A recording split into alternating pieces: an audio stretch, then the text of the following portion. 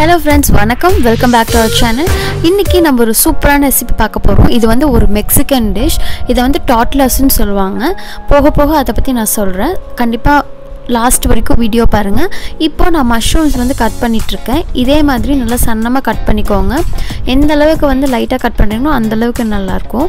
இப்போ நான் ஒரு அயர்ன் panல வந்து ஆயில் போட்டுக்கறேன். ஒரு 1.5 டேபிள்ஸ்பூன் அளவுக்கு ஆயில் போட்டுக்கறேன். அது நல்லா ஹீட் ஆனதுக்கு அப்புறம் மஞ்சள் தூள் போட்டுக்கலாம். அதுக்கு அப்புறம் மிளகாய் தூள் காரத்துக்கு தகுந்த மாதிரி கொஞ்சமா ஆட் பண்ணிக்கிறேன். நான் இப்போ சிக்கன் டாட்லாஸ் பண்றதுனால ஒரு 1/2 கப் சிக்கன் வந்து எடுத்துர்க்கேன். நல்லா சாப் பண்ணி எந்த அளவுக்கு குட்டி குட்டியா வேணுமோ கட் பண்ணிட்டு மஞ்சள் தூள் போட்டு நல்லா வாஷ் பண்ணி எடுத்துர்க்கேன். இதையே நல்லா வந்து அந்த சில்லி பவுடர் டர்மரிக் பவுடர் நல்லா சாட்டே பண்ணிடலாம். சிக்கன் வந்து ஒரு 1/2 குக் ஆனதுக்கப்புறம் நம்ம வந்து மற்றதெல்லாம் 1 by 1 ஆட் பண்ணிக்கலாம்.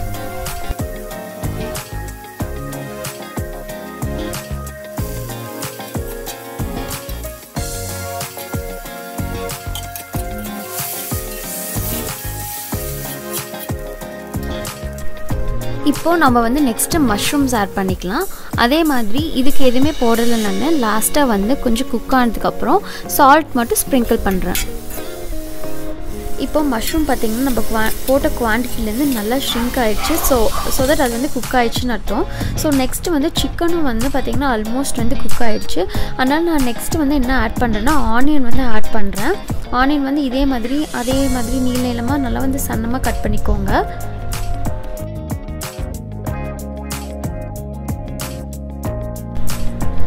ஆனியன் வந்து ரொம்ப குக்காக வேணாம். அந்த க்ரன்ச்சினஸ் இருக்கணும். பட் வந்து ஒரு 1/2 குக் மாதிரி இருக்கணும்.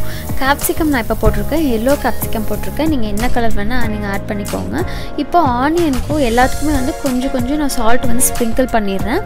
கேப்சிகமும் ஆனியனும் வந்து அந்த கிறிஸ்பினஸ் வந்து கண்டிப்பாக இருக்கணும். ரொம்ப வந்து மஷ்ரூம் மாதிரி வெந்துடக்கூடாது. ஸோ நெக்ஸ்ட் நான் என்ன பண்ணியிருக்கேன்னா கார்ன் ஆட் பண்ணியிருக்கேன்.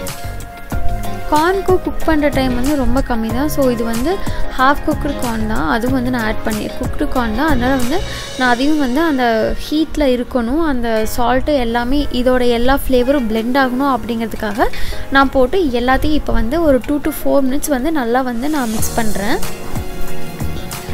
இப்போ பார்த்தீங்கன்னா அந்த மஷ்ரூமில் இருக்க வாட்டர் கண்டென்ட் வந்து கொஞ்சம் எல்லாமே வந்து ஷ்ரிங்க் ஆயிடுச்சு. எல்லாமே வந்து ட்ரை ஆகிற அளவுக்கு இருக்குது. ஸோ எனக்கு இந்த அளவுக்கு கரெக்டாக இருக்கும். இப்போ டாட்லாஸ் அப்படிங்கிறது வந்து பார்த்திங்கன்னா இப்போ நான் அதை பேனில் போட்டுடலாம். இது வந்து ஆல்ரெடி 1/2 குக்குடு. நம்ம வந்து அதை வந்து திருப்பி போட்டு எடுக்கலாம். அதுக்குள்ளே நான் சொல்கிறேன் டாட்லாஸ் அப்படிங்கிறது வந்து கார்னில் தான் பண்ணுவாங்க. ஆத்தென்டிக்காக வந்து கார்னில் தான் பண்ணுவாங்க. இப்போ வந்து மல்டிகிரெயின்ஸ் வீட் மைதா எல்லாத்துலேயுமே வந்துடுச்சு. மெக்சிகனோட டிஷ் வந்து இது வந்து மெக்சிகனோடது. இதில் வந்து நம்ம வந்து ரேப் பண்ணலாம். அதுக்கப்புறம் கிசிலடா சீஸ் போட்டு பண்ணலாம். ஸோ நிறைய இது பண்ணலாம். இது வந்து சப்பாத்தி இது கிடைக்கல அப்படின்னா நீங்கள் வந்து சப்பாத்தி எடுத்துக்கலாம். அதே மாதிரிலாம் நீங்கள் இது பண்ணி பார்க்கலாம், நல்லாயிருக்கும்.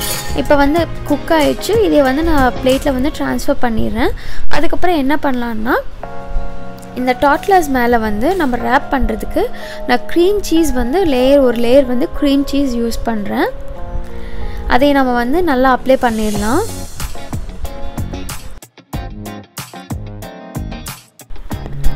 க்ரீம் சீஸ் இல்லைன்னா நீங்கள் வந்து ரான்ச் மைனஸ் அதுக்கப்புறம் கெச்சப் எது வேணால் நீங்கள் ஸ்ப்ரெட் பண்ணிக்கலாம்.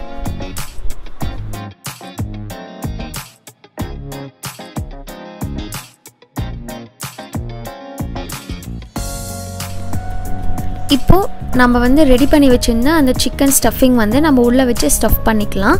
இதுக்கு மேலே நான் வந்து கொஞ்சம் கேரட் வந்து ஷ்ரெட் பண்ணி போட்டிருக்கேன். இது வந்து ஆப்ஷனல் தான். அதுக்கப்புறம் கெச்சப் கொஞ்சம் போட்டுட்டு மைனஸ் கொஞ்சம் மேலே வந்து நம்ம போட்டுடலாம்.